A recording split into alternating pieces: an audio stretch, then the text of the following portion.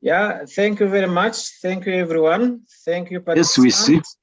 Thank you, the leaders of the HRC.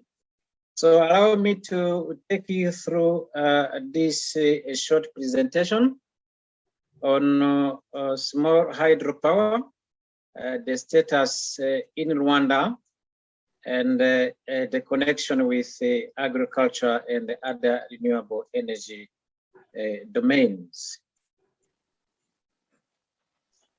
So we need to know some facts about Rwanda. The first one is that Rwanda has managed to sustain the average GDP, which is among the quick growing in the world, of 8.6 per year.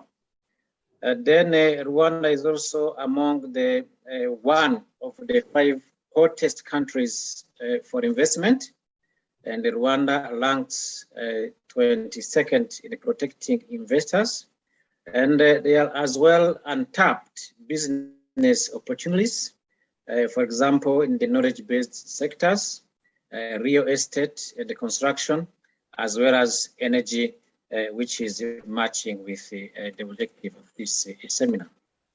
Ladies and gentlemen, the energy sector in Rwanda has some projection because it is a growing sector.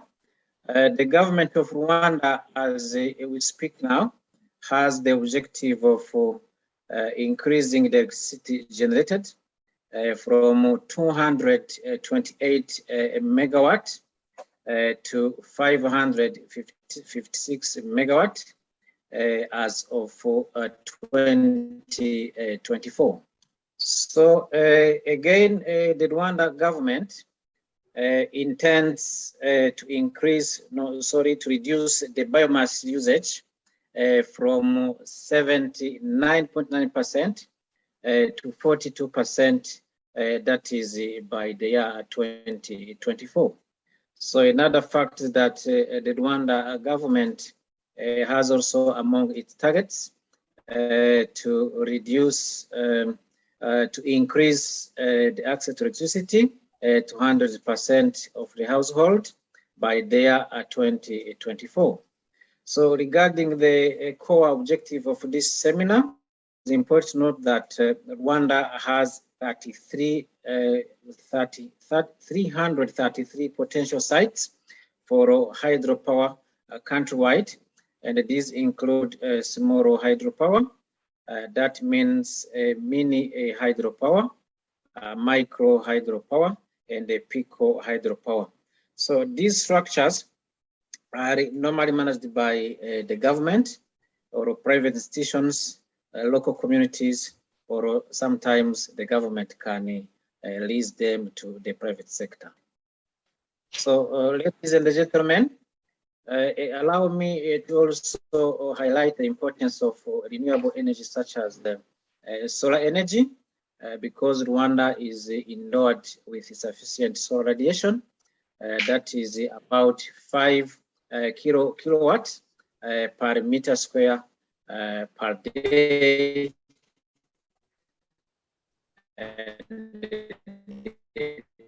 Peak. So Rwanda has a total on-grid solar energy, which is estimated around 12.08 megawatt. And by 2024, there is an estimation of 48% of households that will be connected off-grid, and solar energy will play a great role. So again, dear participants, the current solar plant projects in Rwanda include the one located in Jari, that is the capital city, which has the capacity of 250 kilowatts. Another one in Rwamagana, Eastern Province, 8.3 megawatt, which is the first scale in the East Africa in terms of solar energy and solar source of energy. So, ladies and gentlemen, as you can see on this graph, hydropower represent 48% of the total electricity used in Rwanda. So then, from my background in agriculture, I came to know that there is a possibility to merge agricultural activities and the small hydropower, where, for example, water used in irrigation can serve as a source for small hydropower, and vice versa, where reservoirs for small hydropower plants can serve as point for irrigation. So what can be the next step after this seminar? Number one, we are suggesting that the HRC and the SARI develop an action plan for future similar trainings. Number two, we also suggest to shape up a blended training program that is online, face-to-face, or trips to China for our trainees, or a Chinese expert coming to Rwanda for on-site trainings. So another possibility is to establish demo sites whereby solar small hydropower systems can be established and adapted to local circumstances. This is an example of integrated small hydropower technologies with irrigation systems, because some areas in Rwanda they suffer very much with a long period of droughts and limited rainfalls. So, and number four, it is important also to think about some short and long-term technical hands-on skills, which we can name overseas exchange training programs, whereby HRC can connect our participants with the universities in China, where they have some partnership. Ladies and gentlemen, allow me to give these closing remarks. It is my pleasure and a honor to give the closing remarks at this unique occasion of a seminar on small hydropower organized for Rwanda. So participants did not only acquire improved knowledge, but also witnessed the strong bond and the generosity from the friendship between Rwanda and China. In addition, the seminar content was rich enough and covered both the technical and the cultural aspects.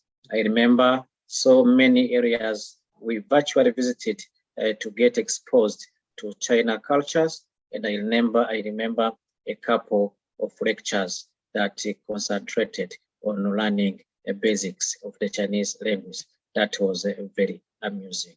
So this is also an important opportunity and a milestone for our young Rwandan professionals in renewable energy and related areas, for example, agriculture. So ladies and gentlemen, dear participants, allow me to thank, first of all, participants who managed to show up from day one till this last day of the seminar. It was not easy, but they made it. Allow me also to thank lecturers, the organizing team, organizing institutions, which is the HRC, SHP, SARI, EDCR, REG, URA, UTAB, IPRC, and specifically the sponsor. So, as I did previously, Rwanda is good, China is good. Vive the friendship between China and Rwanda. Thank you very much, and see you later.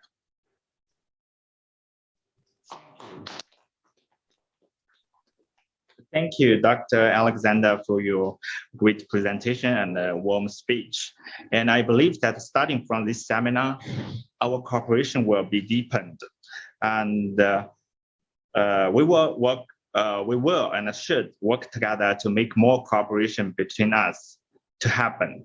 And at the opening ceremony of the 8th Ministerial Conference of the Forum on China-Africa Cooperation just held in Senegal on November 29, Chinese President Xi Jinping also mentioned that under the first 3-year plan of the China-Africa Cooperation Vision 2035, China will work closely with African countries to promote the medical and health program, the green development program, the capacity building program, the cultural and people-to-people exchange program, etc. So I believe that we will have more and more and extensive cooperation in the years to come. And ladies and gentlemen, here I would like also to thank you again for your cooperation and participation during the entire length of the seminar. And also I'd like to congratulate you again on the completion of the seminar successfully. Now we are going to display the seminar certificate issued by Ministry of Commerce of China. And shortly after the closing ceremony, individual certificates with your names and photos will be distributed to each of you via email.